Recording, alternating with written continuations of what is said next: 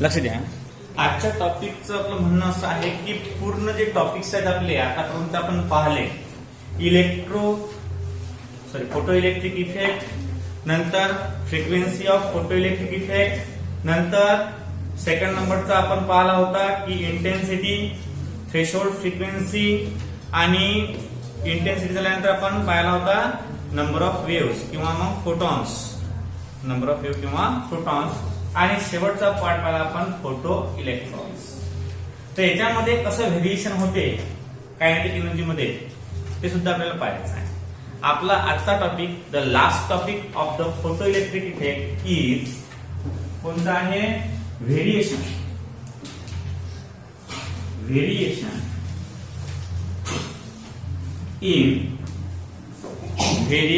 in kinetic energy,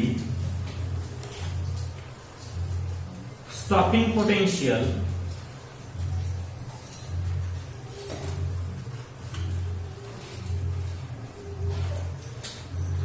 and frequency,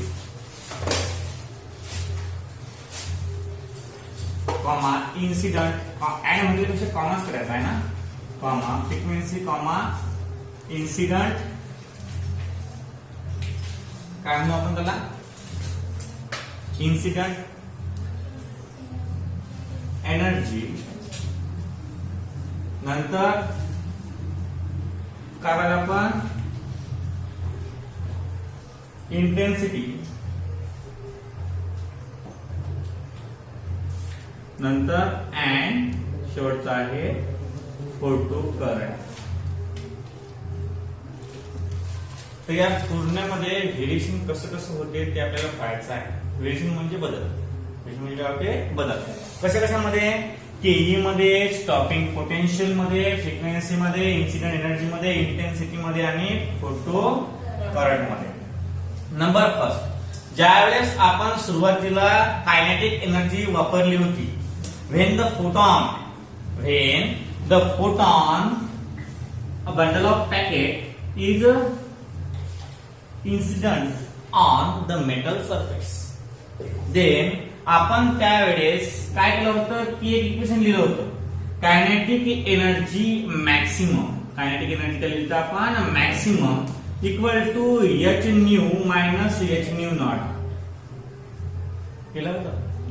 म्हणजे पाहता हे एच न्यू नॉट जे आहे थ्रेशोल्ड फ्रिक्वेन्सी आहे, ते फिक्स असते. कोणत्याही मेटलसाठी काय असते? थ्रेशोल्ड फ्रिक्वेन्सी काय असते? फिक्स असते. म्हणजे ज्यावेळेस कायनेटिक एनर्जी चेंज होणार त्यावेळेस फ्रिक्वेन्सी चेंज होते. आपण याचा ग्राफही पाहिला होता, की कायनेटिक एनर्जी वर्सेस फ्रिक्वेन्सी. आपण स्लोपही पाहिला होता त्याचा स्लोप काय असते? त्याचा स्लोप असते फक्त एच, ओनली एच. एच चा स्लोप असते. नंतर कायनेटिक एनर्जी आपण पुढे व्हॅल्यू काढली होती, E V naught equal to H nu minus H nu naught काढली होती. म्हणजे ज्याप्रमाणे कायनेटिक एनर्जी चेंज होते त्याचप्रमाणे काय होते? फ्रिक्वेन्सी चेंज होते.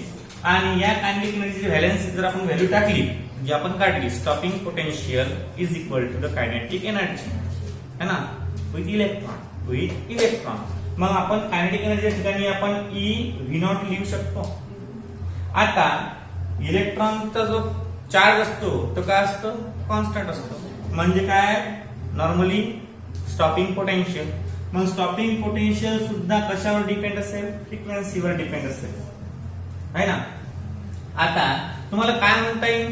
Kinetic energy is directly proportional to the frequency of radiation, किंवा potential, stopping potential is directly proportional to the frequency of the incident radiation. असं म्हणता येणार काय? नाही म्हणता येणार तुम्हाला. हा, जरी तुम्हाला वाटते की हा म्हणता येते पण तरी म्हणता येत नाही. तुम्हाला फक्त काय सांगता येते की व्हॅरी होऊन राहिलं, डायरेक्टली प्रपोर्शनल सांगता येत नाही. Why? Because of the presence of that term. ही टर्म प्रेझेंट आहे इथं. ही टर्म प्रेझेंट आहे म्हणजे तुम्हाला फक्त व्हेरिएशन लिहिता येते, प्रपोर्शनॅलिटी चिन्ह लिहिता येत नाही. एक तर फ्रिक्वेन्सी कमी होऊ शकते, एक तर जास्त येऊ शकते. मग डायरेक्टली प्रोपोर्शनल असं आपल्याला एकदम डायरेक्ट म्हणता येत नाही. फक्त काय म्हणता येईल आपल्याला, पॉइंट आपला असा येईल, द कायनेटिक एनर्जी और किंवा and stopping potential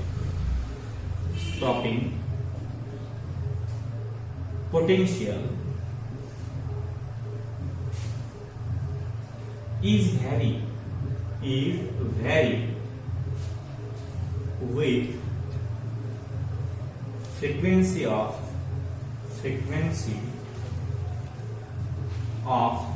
incident radiation.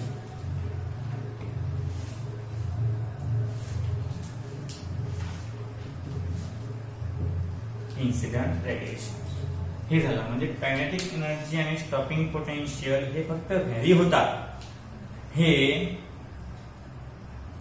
वाढतीनच असं सांगता येत नाही, हे कमी होतील असं सांगता येत. आता का बरं? कारण हे डिपेंड असते कशावर, हे पूर्ण डिपेंड असते की याला एनर्जी किती भेटून राहील. आता कशावर डिपेंड आहे हे, दोन्ही गोष्टी कशा आहेत, फ्रिक्वेन्सीवर डिपेंड आहेत, नो डाऊट. फक्त जर फ्रिक्वेन्सी मग कमी आली तर रेडिएशन होऊ शकते काय? नाही.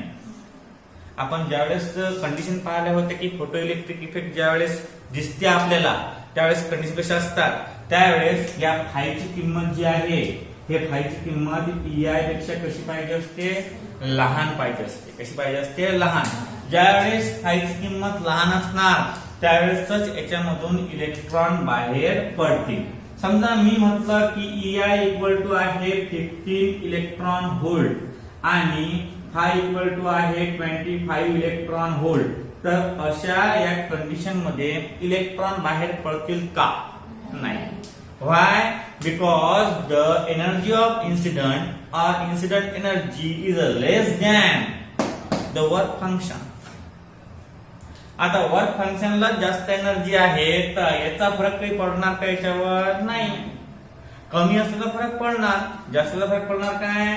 समजा एक बॉक्सर आहे, इंटरनॅशनल बॉक्सर, आणि तुम्ही गेले तिथं ते सोबत बॉक्सिंग खेळायला, तुम्हाला जमत नाही, तुम्हाला काहीच माहित नाहीये, मग तुम्ही त्याला किती मारलं समजा त्याला लागणार किती? नाही लागणार. व्हाय? बिकॉज तुमची जी इन्सिडेंट एनर्जी आहे फोटॉन देण्याची ते कमी आहे, मग त्याच्यात काही फरक पडणार काय? नाही. पण जर हे एनर्जी वाढली, हे झाली 35, मग त्यावेळेस इलेक्ट्रॉन बाहेर पडते. त्यावेळेस काय करते? इलेक्ट्रॉन बाहेर पडते. मग इलेक्ट्रॉन बाहेर पडले की कायनेटिक एनर्जी मूव्ह होतात ना. आता लक्षात घ्या, इंटेन्सिटी किंवा इंटेन्सिटी म्हणजे काय होते?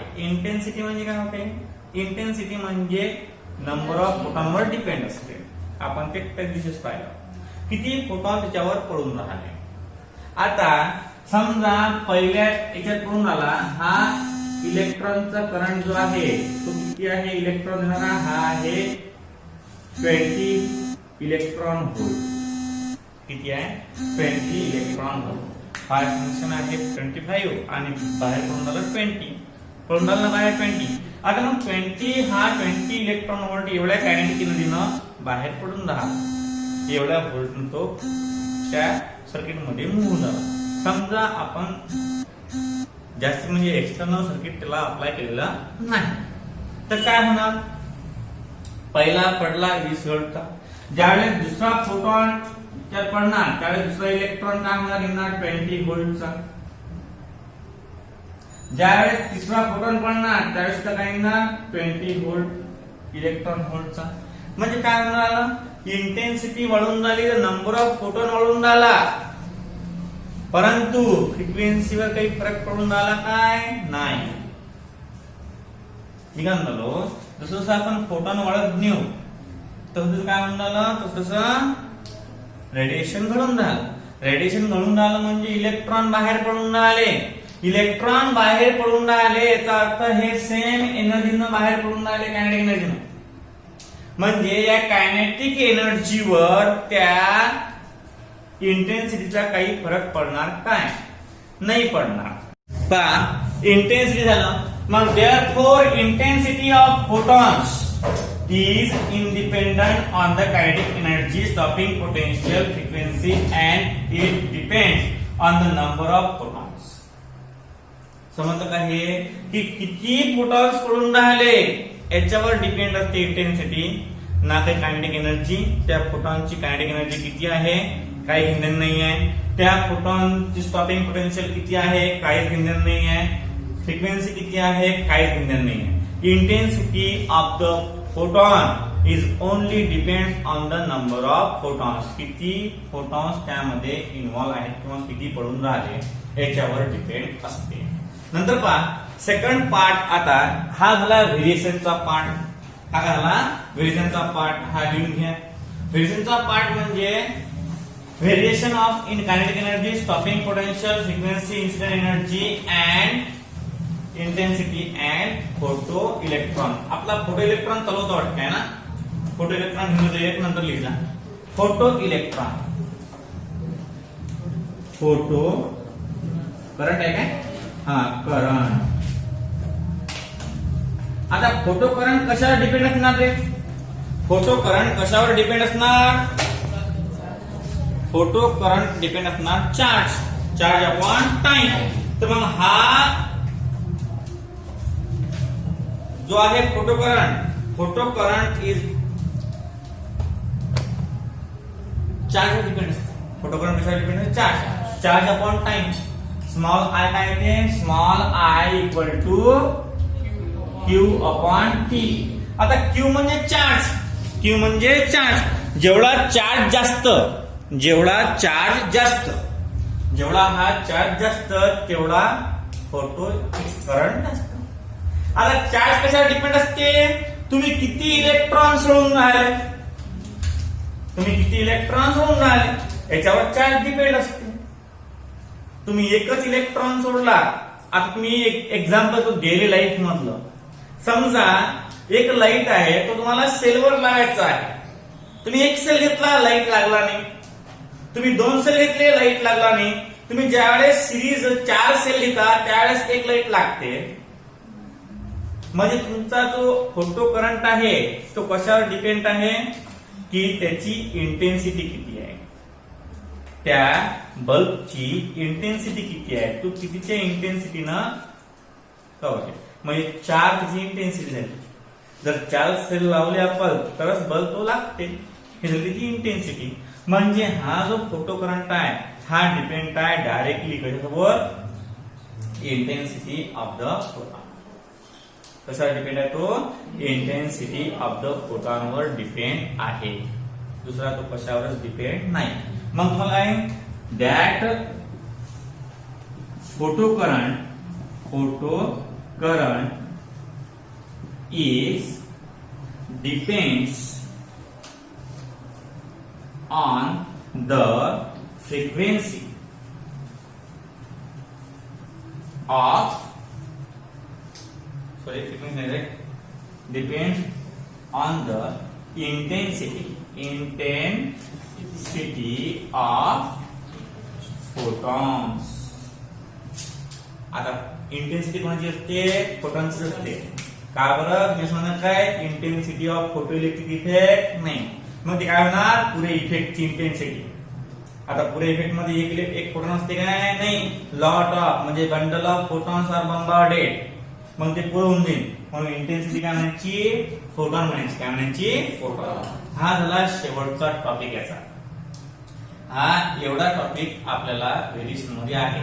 इथं शेवटचा टॉपिक असल्या कारणानं इथं आपला फर्स्ट कोणता फोटो इलेक्ट्रिक इफेक्ट जो सांगितला होता पुन्हा प्लँकनं. त्या प्लँकनं सांगितल्यावर त्याचे व्हेरिएशन पाहिले आपण. हा पार्ट शेवटचा आहे. तर आता याच्यानंतर आपण black body perfectly black body पाहू रेडिएशन. आणि त्यानंतर आपण या चॅप्टरचा बॅकबोन त्याला म्हणतात बोर्स ऍटॉमिक मॉडेल. त्याला म्हणतात बोर्स ऍटॉमिक मॉडेल. बोरनं ऍटॉमिक मॉडेल डिस्कवर केलं होतं. तो बॅकबोन आहे याचा. म्हणजे जसे जसे प्रश्न बोर्स ऑर्बिटर विचारतात तो आपण नेक्स्ट लेक्चरला पाहू. पहिल्यांदा आपण हे झाल्यावर ब्लॅक बॉडी रेडिएशन बघणार आहोत. घ्यायला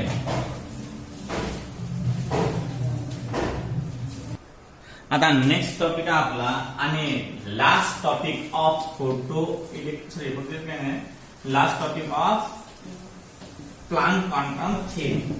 प्लांट क्वांटम थ्रीचा लास्ट टॉपिक आहे आपला. कोणता आहे? Black body radiation. Black body radiation.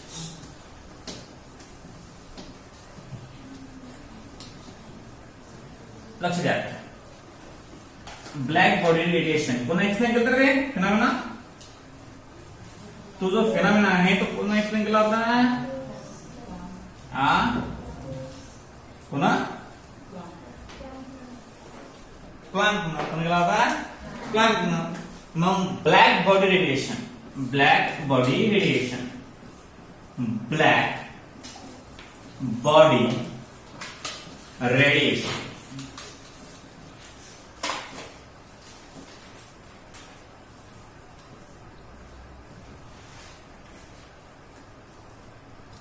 Black body radiation. समजा एक सोर्स आहे. एक सोर्स म्हणजे एक डब्बा आहे काहीतरी जो रेडिएशन इमिट्स करतो. मग याच्यावर सनलाइट पडून राहिला. समजा हा प्रिझम आहे. काय? हा प्रिझम. याच्यावर सनलाइट पडल्यावर हा अलग अलग प्रकारचे 7 कलरचे काय दाखवते? हा रेडिएशन दाखवते.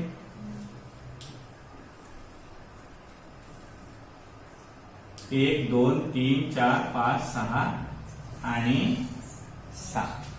जमलं? काय आहे? ता ना पी ही नी पा जा. आता आपण मराठी म्हणतो. इंग्लिश वाले व्हिज्युअल म्हणतात. व्हिज्युअल म्हणजे तांबडा, नारंगी, पिवळा, हिरवा, निळा, पारवा, पांढरा नाही, पारवा आणि जांभळा. ताना पिही निपाचा. आता मराठी मधले आपल्याला कलर माहित नाही अजूनही. सर पारवा, परवा माहिती आहे आम्हाला? परवा. पारवा म्हणजे काय? तर पारवा हा कलर पाण्यासारखा असतो. नंतर सर नारंगी. नंतर सर हिरवा, निळा, जांभळा, जामुनी कलर. नंतर तांबडा. सर तांबडा.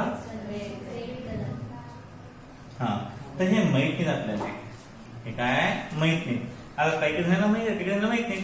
मग ते व्हिज्युअल एकदम सोपी. रेड, लाल असं आहे. इंग्लिशचे वर्ड आहेत ते हे माहिती नाही पाहिजे. तुमचे जानेवारी पासून तर डिसेंबर पर्यंत महिने पाठ आहेत. तुम्हाला म्हटलं मराठीतले महिने सांगा. एक ना एक चुकतेच. एक ना एक चुकतेच. गॅरंटी सांगतो.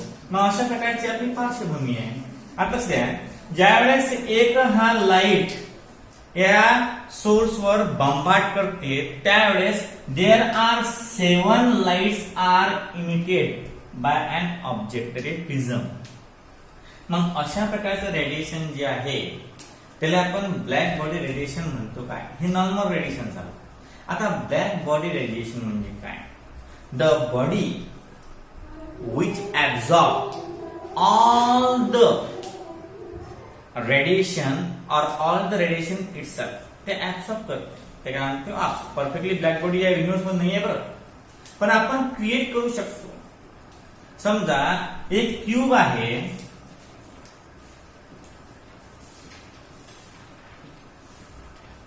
आणि या क्यूबच्या पूर्ण ज्या दिवाला आहेत आपण ब्लॅक करून टाकल्या.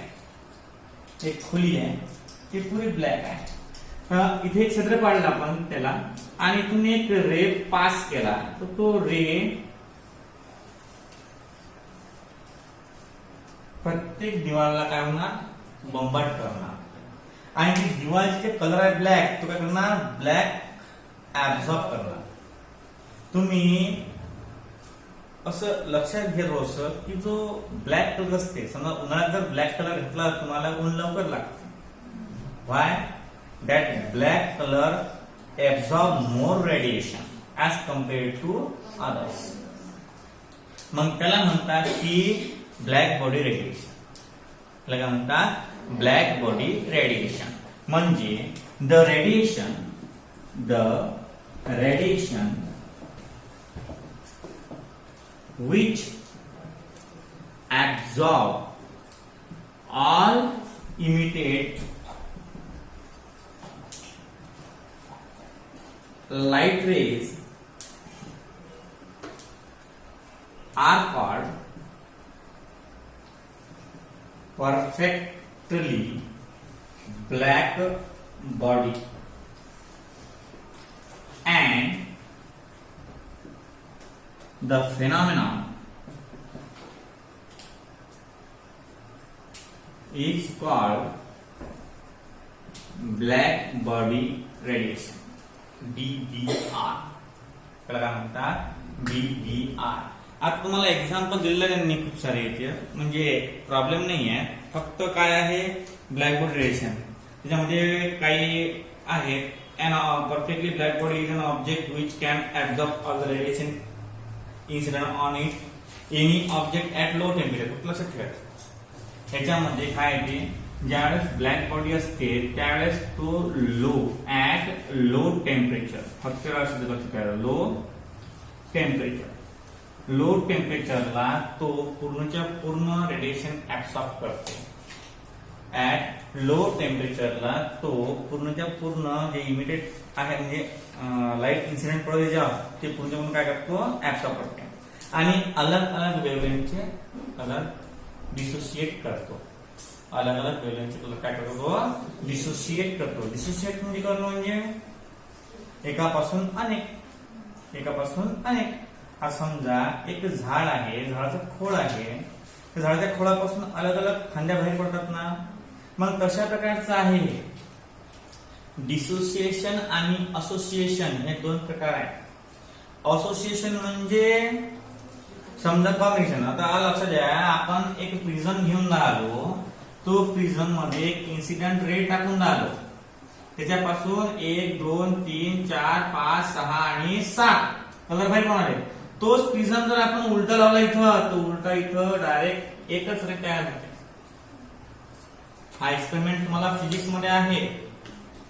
काय, एक सरका प्रिझम ठेवला, एक उलटा प्रिझम ठेवला, मीडियम चेंज, पहिले एअर, नंतर सॉलिड, नंतर एअर, डबल सॉलिड, नंतर डबल एअर. मग अशा प्रकारची कन्सेप्ट असते. अशा पद्धतीनं हे ब्लॅक बॉडी रेडिएशन कामात पडते. मग काय म्हणते पॉइंट त्याचा पहा, any object at low temperature emits radiation in fair the region, त्या रिजन नंतर it appears a black or grey. समजा एखादा रेड कलर घेतला आपण, रेड कलरला जर इमिट केलं थोडंफार ते ग्रे दिसते थोड्या वेळानं. लोखंड घेतला आयरन थोड्या वेळानं ग्रे दिसते, नंतर मग रेड, नंतर मग ग्रीन, असं ते कलर बदलते बिकॉज ऑफ टेम्परेचर. मग कधी लक्षात ठेवायचं की ब्लॅक बॉडी रेडिएशन कधीही डिपेंड्स असते, कशावर डिपेंड्स असते, टेम्परेचरवर. कशावर डिपेंड असते, टेम्परेचरवर. एवढा पार्ट आपल्याला आहे. म्हणजे अलग अलग प्रकारचे वेव्हलेंथचे जे लाईट आहे ते लाईट्स होतात. आता हे झालं फोटो इलेक्ट्रिक इफेक्ट बद्दल पूर्णच्या पूर्ण माहिती आणि ब्लॅक बॉडीचं फक्त इंट्रोडक्शन, जास्त नाही आहे आपल्याला केमिस्ट्री मध्ये. फिजिक्स मध्ये पूर्ण आहे तुम्हाला. तर ह्याला म्हणतात black body radiation. Black body radiation म्हणजे सिंपल एक ब्लॅक कलर की तो जास्तीत जास्त काय करते, रेज ऍब्झॉर्ब करते आणि काय करते, इमिट्स करते एनर्जी किंवा इमिट्स हीट. चटलं तर जर जे ऊन आहे ते ऊन जर आपण याच्यावर पाडलं, म्हणजे कपड्यावर पाडलं, काळ्या कपड्यावर, काळा कपडा गरम होतो लवकर ऍज कम्पेअर टू अदर. का बरं, कारण तो पूर्णच्या पूर्ण रेडिएशन काय करते, ऍब्सॉर्ब करते. आणि रेडिएशन ऍब्सॉर्ब केले की हिट इज इन्क्रीज, कारण टेम्परेचर इज इन्क्रीज. आणि टेम्परेचर डिपेंड असते, काय डिपेंड असते, ब्लॅक बॉडी रेडिएशन. अशा प्रकारे आपला आजचा पाठ समाप्त झाला. उद्या आपण Bohr's atomic model, the backbone of the chapter, ते स्टार्ट करूया. लिहून घ्यावं. बाकीचा आपण कन्सेप्ट उद्याला पाहू.